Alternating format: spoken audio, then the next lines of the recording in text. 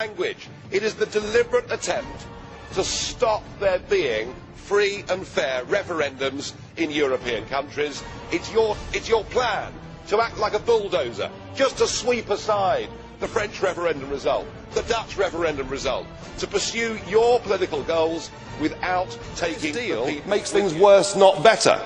100 billion is put up for the Spanish banking system, and 20% of that money has to come from Italy. And under the deal, the Italians have to lend to the Spanish banks at 3%, but to get that money, they have to borrow on the markets at 7%.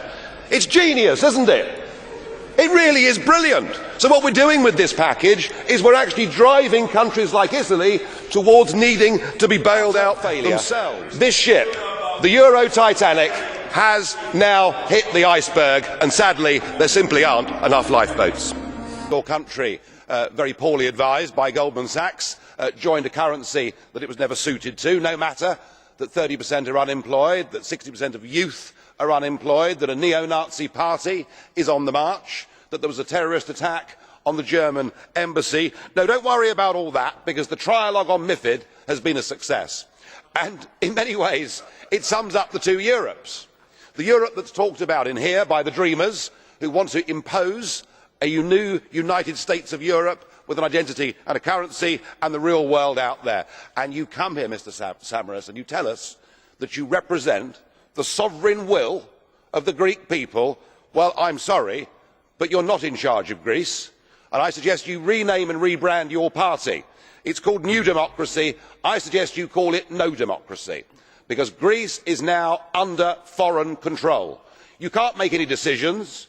You've been bailed out and you've surrendered democracy, the thing your country invented in the first place. And you can't admit that joining the euro was a mistake, because of course Mr Papandreou did that, didn't he? He even said there should be a referendum in Greece, and within 48 hours the unholy trinity that now run this European Union had him removed and replaced by an ex-Goldman Sachs employee. I mean, who's in charge out of you lot? Well, of course the answer is none of you, because none of you have been elected, none of you actually have any democratic legitimacy for the roles that you currently hold within this crisis. And into this vacuum, albeit reluctantly, has stepped Angela Merkel. And we are now living in a German-dominated Europe, and nor do the citizens of Europe. But you guys have played a role, because when Mr Papandreou got up and used the word referendum, or Mr Rehn, you described it as a breach of confidence, and your friends here got together like a pack of hyenas, rounded on Papandreou, had him removed and replaced by a puppet government. What an absolutely disgusting spectacle that was. And not satisfied with that, you decided that Berlusconi had to go. So he was removed and replaced by Mr Monti, a former European Commissioner, a fellow architect of this euro disaster, and a man who wasn't even a member of the Parliament. We'd see a giant global political figure, the man that would be the political leader for 500 million people, the man that would represent all of us on the world stage, the man whose job was so important that of course you're paid more than President Obama. Well, I'm afraid what we got was you.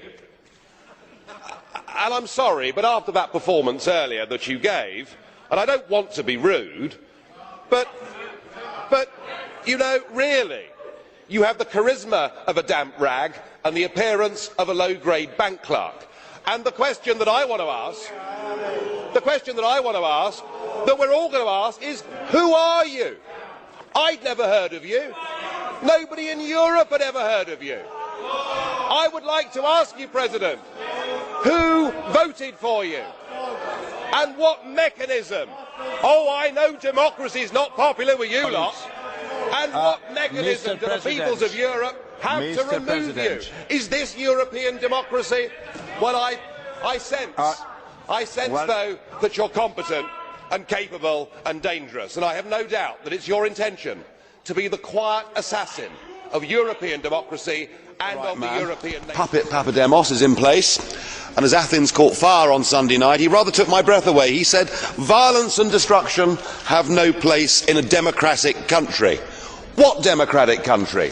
He's not even a democratically elected Prime Minister. He's been appointed by you guys. And Greece isn't run through democracy now, it's run through a troika, 3 foreign officials that fly into Athens airport and tell the Greeks what they can and can't do. The violence and destruction that you saw on Sunday is being caused directly because people are having their democratic rights taken from them. Gruppo EFD al collega Farage. Bene, buongiorno signor Schulz, onorevole Schulz, anzi presidente Schulz. So che è compito mio congratularmi con lei, ma visto che il risultato lo conoscevamo già 2 anni e mezzo fa, visto che era già stato stabilito quello che sarebbe stato fatto, non sembra avere molto senso. Nessuno nell'Europa di oggi avrebbe un compito e un lavoro di questa importanza che sia garantito in questo modo 2 anni e mezzo prima, se non qui in politica. Che divertente. Io mi chiedevo che tipo di presidente Schulz avremo mai. Avremo un presidente Schulz che sarà dignitoso, calmo, una figura che si comporta come il presidente di tutti i grandi parlamenti in questo mondo, una persona che si situa al di sopra della politica, di ciò che è il basso discorso politico al quotidiano, un ambasciatore o uno statista, o sarà il Martin Schulz che noi conosciamo oramai dal 2004 in quanto leader del gruppo socialista, lo sa lei, quello che è arrabbioso, che è incapace di gestire il proprio carattere, che ha sempre un punto di vista alternativo ma non è d'accordo con nessuno che l'abbia diverso dal suo, qualcuno che è contenzioso quando dopo il referendum, qualcuno ha il coraggio di votare no, qualcuno che è antibritannico fino al midollo e che non ama nemmeno il mercato libero. Ecco, io mi chiedevo quale di questi Schulz avremo noi. Il suo discorso introduttivo, Presidente, mi ha già risposto tranquillamente, mi sembra molto chiaro che avremo 2 anni e mezzo di fanaticismo politico dalla Presidenza, fanatismo.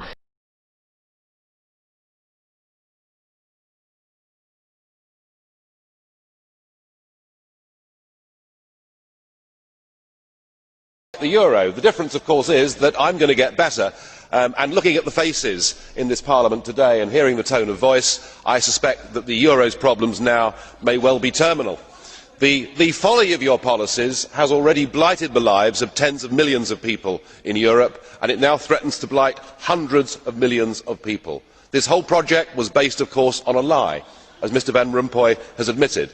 It is perfectly clear that economically it doesn't work, but interestingly, politically it can't work either.